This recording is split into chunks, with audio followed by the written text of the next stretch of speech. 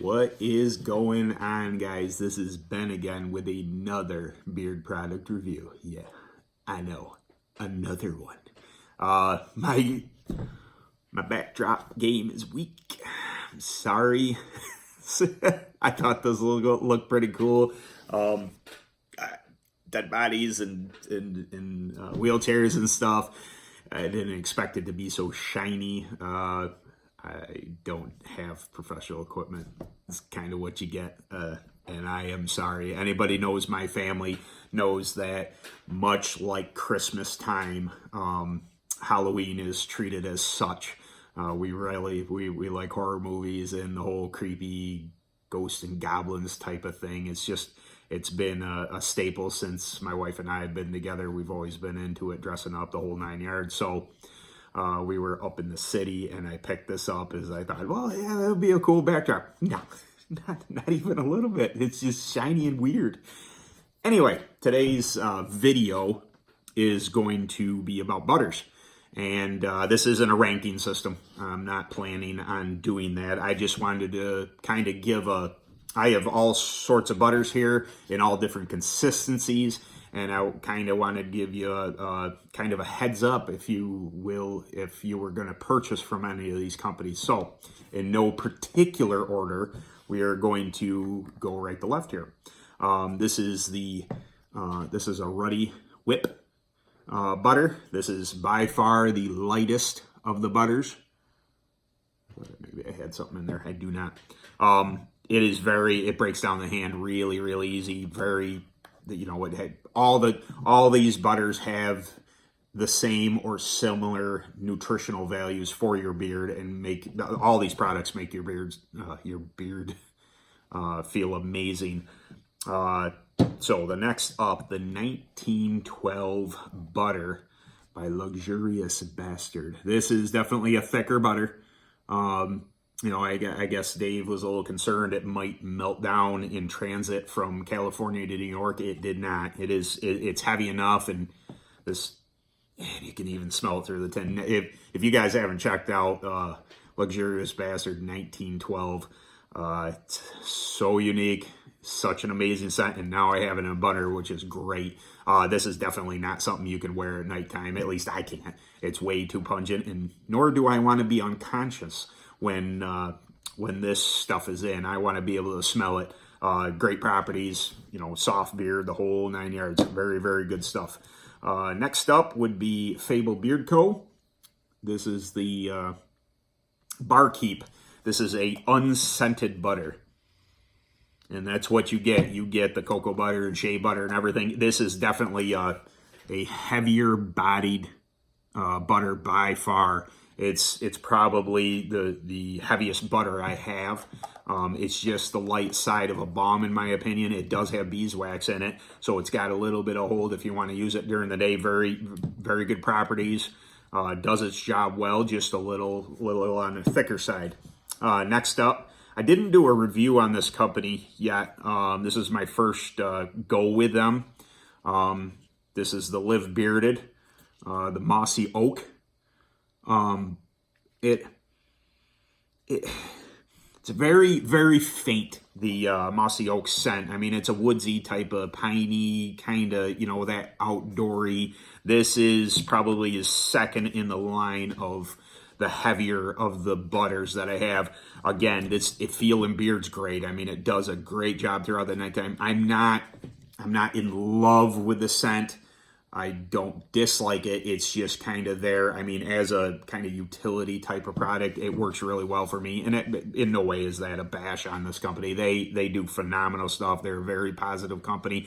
It's not exactly my cup of tea, but I will use it because it does do such a good job for my beard.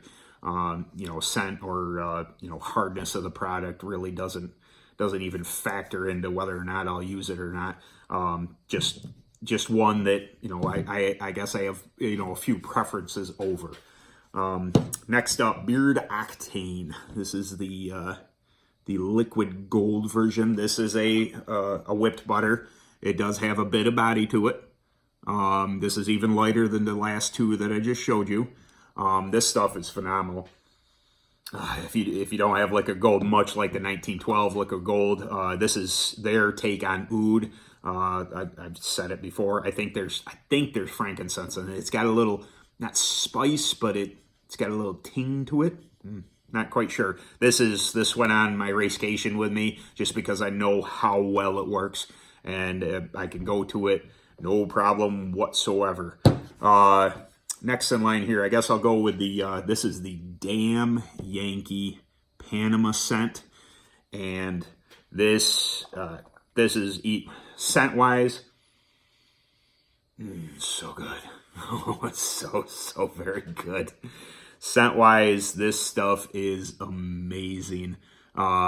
Scent-wise, out of the butters, this is, there are probably 3 that I think are my favorite.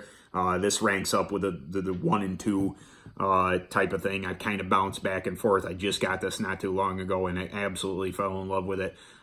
This is a whip butter. It's definitely of a light, probably a little heavier than the Ruddy Whip, but definitely lighter than the ones I just went through. It's, a little airy, almost a little spongy. It's very, very good. Breaks down in the hand nice, and in the scent. If you guys haven't tried Panama yet, ooh, buddy, you are missing out. All right, and the first butters I ever had, and as far as consistency, you're always, your first impressions on something, if it's that good, they stick with you, and then, unfortunately, you kind of hold them up, and then you compare everything else to this butter. Well, that would be none other than Detroit Grooming's butters. Again, if you haven't tried these are, my black is almost gone. This scent is amber, and it's almost incensey. It's got a kick to it. I do wear this to bed. I mean, it's a little strong for something I would typically wear to bed, but it's just so good that I don't mind it every now and a blue moon, and 2 ounces is almost gone. So obviously I do wear it quite a bit, but this is probably the staple, the Corktown. This is tobacco, vanilla, and cedar, and much like the Panama, they are different enough scent-wise that they are unique in their own right, but along the same, because they share tobacco in it. Being I was a smoker for 20 years, I do enjoy a pipe every now and again. I'm no professional at that, but if you got a bourbon and Coke going and a pipe on a nice hot summer's night, it just kind of lends itself to a good time. But this stuff, this is the consistency here. I mean, if you haven't experienced it, it's so creamy. Like I think I can't help myself but think about ways stuff's made, and I got to think that the carrier oil amount is bumped, which makes it very, very creamy. And it does have beeswax in it, so it's got a tinge of hold to it. I mean, I wouldn't say a ton, but it's definitely a very, very good butter. And like I said, it's the one that kind of set the benchmark for what I consider to be a good butter. All of these are very good butters. Like I said in the beginning of the video, everything has its own their own values. Whether they absorb quickly, if they don't absorb quickly, if it takes a little bit of time, but then as it does absorb into the beard and into the skin, nourishing wise, how quickly or how well they soften. All of them soften well. All of them are, with the exception of the 1912, good nighttime butters. And I wear butters during the day. I don't use balms, so this, I may throw in oil, and then if I'm feeling a little, I need a little more nutrition for the day, I will throw in a butter. Or if I'm just got the hankering for a particular scent I have here, I will go with the butter as well. I have played around with, butter only, and it's good. I can tell how using an oil first, then a butter is better. But there's tons of guys that don't put anything in their beard. So, if you're only going to go with the one thing, I would suggest oil. But if you prefer, a butter or, you know, a company with a butter, you know, knock yourself out, man. To each their own. Do what you got to do. There's no set rules here in the beard world. Do what makes you feel good and go along with it. So I guess I've rambled on long enough tonight. I hope you enjoyed my terrible backdrop, and I will catch you guys later.